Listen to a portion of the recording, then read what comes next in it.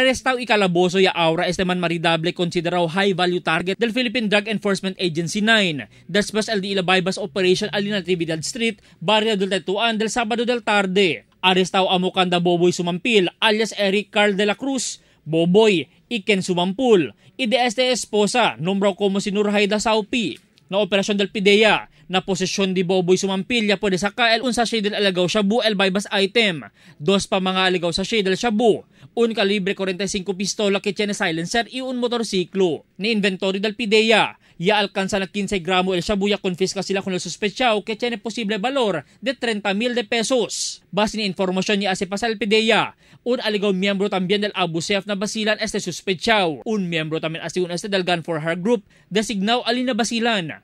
Tanayga el sospechado con el todo la akusasyon kontra Kuneli. Albert Luna, Dateline Zamboanga.